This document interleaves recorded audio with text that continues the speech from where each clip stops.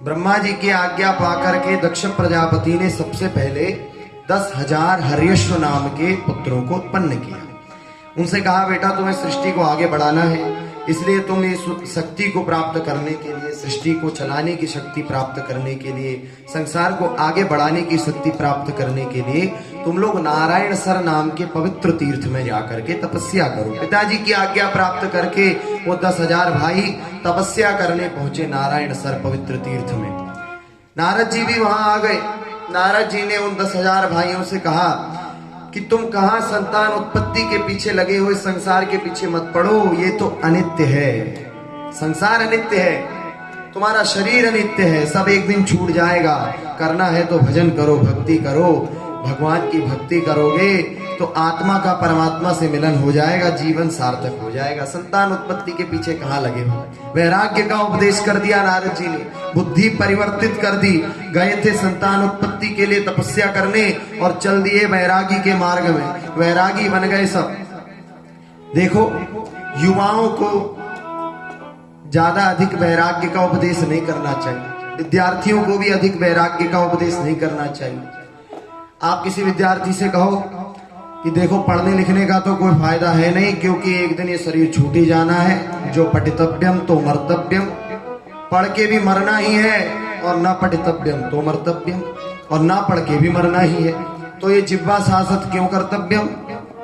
एक पंडित जी गांव के कहा करते थे कि पढ़ के भी मरना ही है और ना पढ़ के भी मरना ही है, तो ये जिह्वा की इतनी मेहनत क्यों करना। ऐसा उपदेश यदि कोई विद्यार्थियों को दे दे वैराग्य का, तो पढ़ाई करेगा। तो युवाओं को अधिक वैराग्य का भी उपदेश नहीं करना चाहिए, नहीं तो वो अपने कर्म पथ से विचलित हो जाते हैं। ब्रह्मा जी ने दक्ष प्रजापति से कहा था कि तुम संतान उत्पत्ति करके सृष्टि को आगे बढ़ाओ। हर्यश्व नाम के 10,000 पुत्र तो निवृत्ति के मार्ग में चले गए, उन्होंने संसार से मन हटा लिया। तो उसके बाद दक्ष प्रजापति ने फिर 1000 पुत्रों को उत्पन्न किया। इनका नाम था सबलाश्व। सबलाश्व नाम के 1000 पुत्रों से कहा कि तुम भी आकर के तपस्या करो नारायण सर में।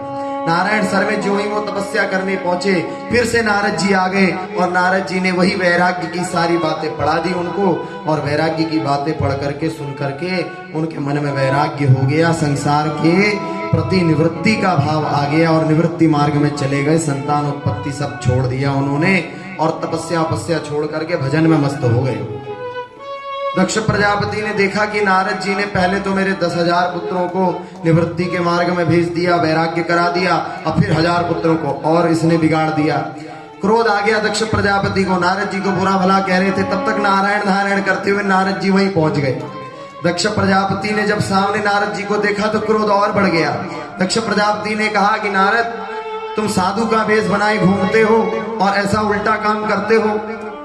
पूज्य प्रेम नारायणाचार्य जी महाराज की ऐसे ही दिव्य प्रवचनों का आनंद लेते रहने के लिए चैनल को सब्सक्राइब करें। नई वीडियोस की नोटिफिकेशन सर्वप्रथम प्राप्त करने के लिए बेल आइकन को दबाएं।